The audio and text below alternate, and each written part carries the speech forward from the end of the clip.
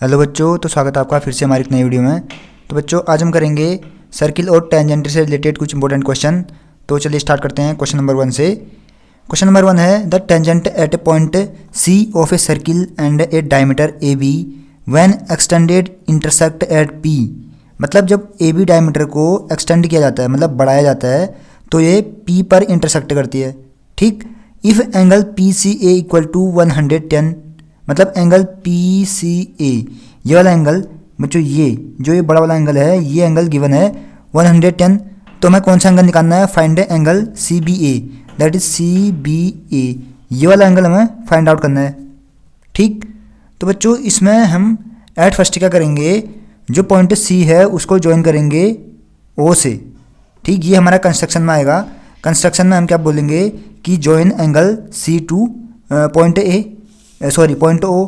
तो इसको हम ज्वाइन करेंगे, सी और ओ को ज्वाइन कर लेंगे, ये हमारा कंस्ट्रक्शन में आएगा। इसको हमने ज्वाइन कर लिया। अब बच्चों, इसके बाद यहाँ देखो, जो ये बी सी ए है, ये एंगल हमारा कितना होगा? दैट इज ये वाला एंगल। ये पूरा तो हमारा 110 है, ये तो गिवन है ना। तो ये एंगल से तो ये वाला एंगल कितना होगा? ये एंगल होगा हमारा 90 डिग्री। क्यों? क्योंकि angle made in semi circle is 90 degree. वो हमारा एक राइट एंगल होता है, क्योंकि ये हमारा सेमी सर्कल है। सेमी सर्कल मतलब जो हमारा अर्धवृत्त होता है, ये वाला, ये नीचे वाला पोर्शन जो है, इसको आप स्किप करो, जो ऊपर वाला पोर्शन बच गया ये वाला, ये एंगल हमारा 90 डिग्री है। कौन सा? ये वाला, ये एंगल 90 डिग्री है। ठीक। तो बच्चों, हम स्टार्ट किससे करेंगे? पहले जो गिवन है उसमें लिखेंगे हम given that angle P C A equal to 110 degree. That is a पूरा एंगल, ये वाला एंगल यहाँ तक 110 डिग्री है। अब बच्चों, अगर बी सी ए जो है 90 डिग्री है, क्यों? क्योंकि एंगल जो सेमी सर्कल में बना एंगल होता है वो 90 डिग्री होता है। तो हमें ये एंगल मिल जाएगा, दैट इज ये वाला जो मैं सेट कर रहा हूँ ना, ये वाला, ये वाला एंगल हमें मिल जाएगा। तो हम क्या लिखेंगे? Since angle made in semi circle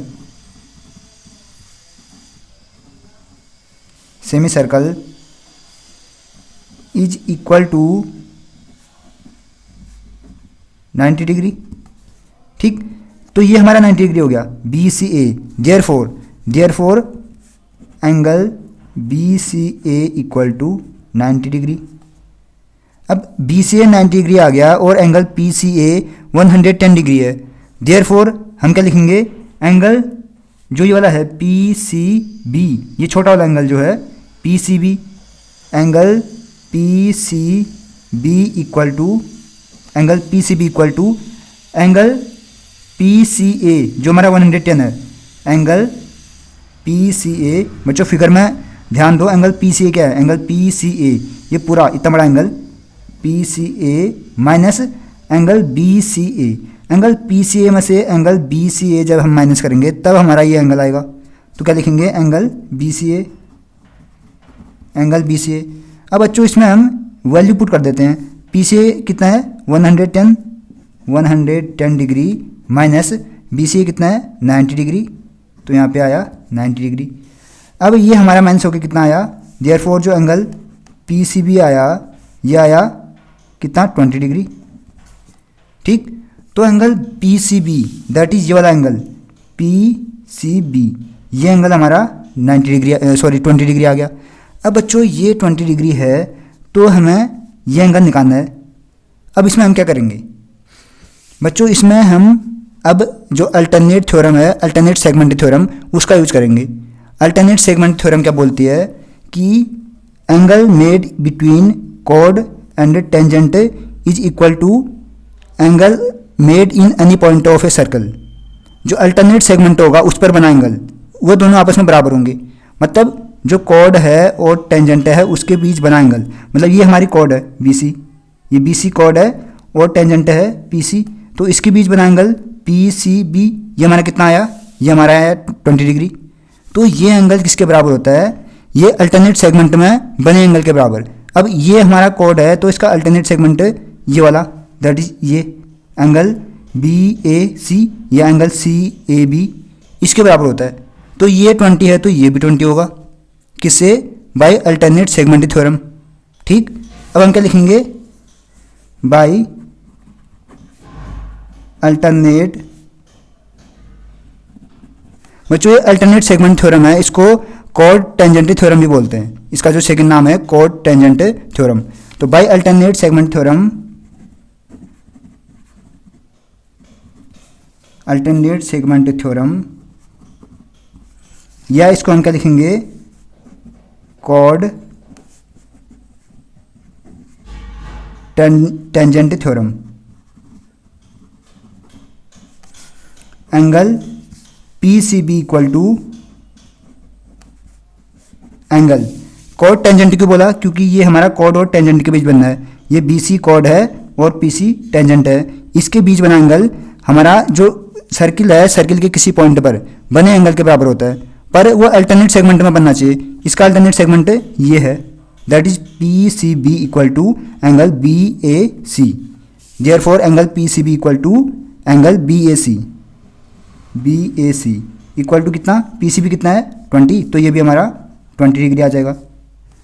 अब बच्चों ये हमारा 20 है, ये वाला एंगल 20 डिग्री आया बाय अल्टरनेट सेगमेंट थ्योरम। और जो ये वाला है एंगल CBA कितना है? CBA हमें निकालना है, CBA तो हमें फाइंड आउट करना है। और एंगल BCA ये हमारा 90 डिग्री है। क्यों? क्योंकि एंगल सेमी सर्कल पर बना है और सेमी सर्कल पर बना एंगल 90 के बराबर होता है।